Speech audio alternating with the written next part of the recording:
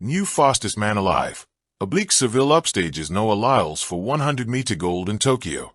Move over, Noah Lyles. There's a new fastest man on the planet. His name is Oblique Seville. The 24-year-old Jamaican powered over the top of Lyles and highly fancied compatriot Keshawn Thompson in the men's 100-meter World Championship final on Sunday evening in Tokyo, posting a personal best 9.77s to, at long last, capture his first major gold medal. It went exactly as predicted by athletics great and fellow countryman Usain Bolt, who enthusiastically cheered him on from the grandstands of the Japan National Stadium. "It's a pleasure to have Usain watching me," said Seville, immediately after the biggest win of his life. "We're the next generation." Seville has long been one of the world's top sprinters, but has often let nerves get the better of him in major races, notably last year's Olympic final in which he finished dead last despite having looked the class of the field through the semifinals. That worrying trend very nearly continued in Japan when Seville almost missed out on a semifinal berth after appearing to be glued to the starting blocks in his heat run. He was able to tame last spot into third place by the finish line to advance, before taking out his semifinal earlier on Sunday evening in a time of 9.86s, then dipping into uncharted territory in an enthralling medal race to vanquish all of those demons from the past. Seville's triumph gives Jamaica its first gold medal in a 100m major race since Bolt's 2016 Olympic title. Thompson claimed silver with a run of 9.82s, ahead of Olympic champion Lyles. The American showman ran a season-best time of 9.89s, but just didn't have enough to fight for the top step of the podium after having endured an injury-interrupted season and only beginning preparations for these championships 2 months ago. The women's 100-meter final was won by American Melissa Jefferson Wooden in a World Championship record time of 10.61s, also the fourth fastest in history. The third-place finisher in the Olympic final last year drove through the highly credentialed field over the first 30m and extended her advantage all the way to the line, beating out Jamaica's Tina Clayton, 10.76s, and St. Lucia's Julian Alfred, 10.84s, who was unable to back up that triumph in Paris 12 months ago. Australia's emerging sprint star Tori Lewis, who on night one of the championships shaved 0.02s off her own Australian record in the 100m with 11.08s, missed out on a place in the medal race, finishing fifth with a time of 11.14s in her semi-final. Also on night two, Jess Hull secured her passage to the final of the women's 1,500-meter.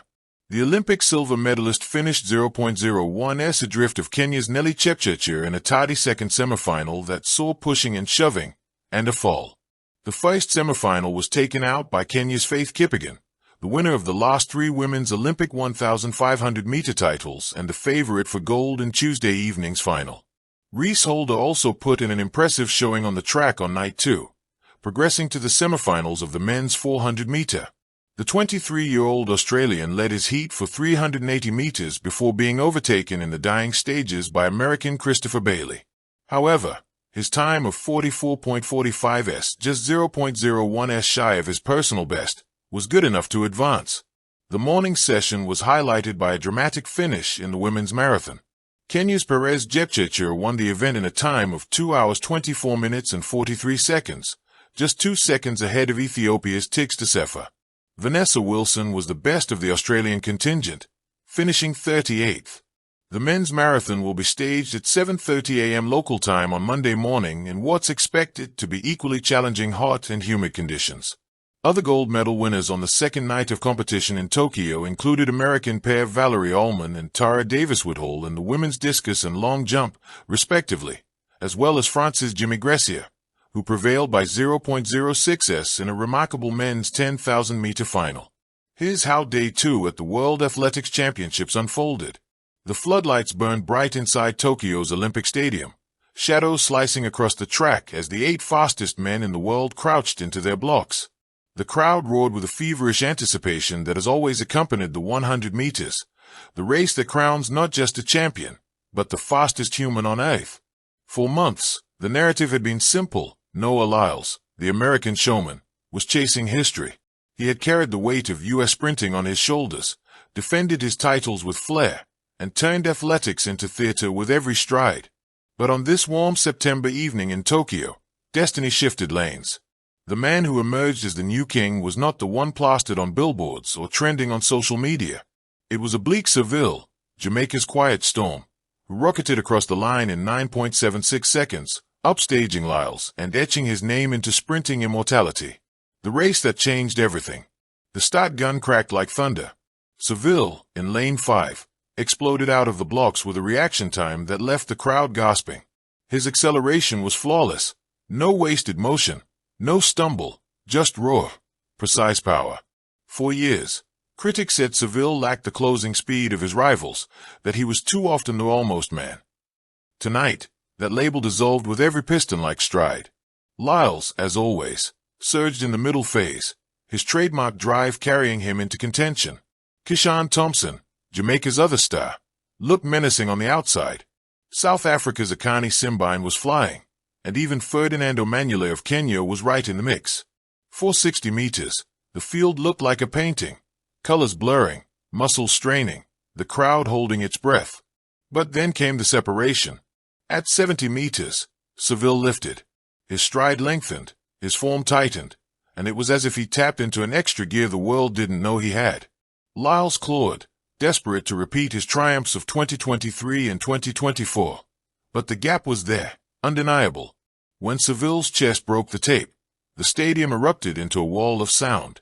9.76 seconds. Personal best. Championship record. And above all, gold. A Jamaican legacy reignited. For Jamaica, this was more than a medal. It was a reminder of the island's indelible mark on sprinting history. Since Usain Bolt's golden reign, the Caribbean nation has longed for another male sprinter to step fully into the void. Yohan Blake tried, but injuries held him back. Asafa Powell's brilliance faded. Others came and went, flashes of promise that never burned long enough. Seville had always been in the shadows, talented, yes, but often outshone by bigger names. In Eugene 2022, he reached the World Championship final but finished fourth. In Budapest 2023, again he was close but not on the podium. Each time, Jamaica believed in him, but the global spotlight shifted elsewhere. Tonight, though, Jamaica found its A.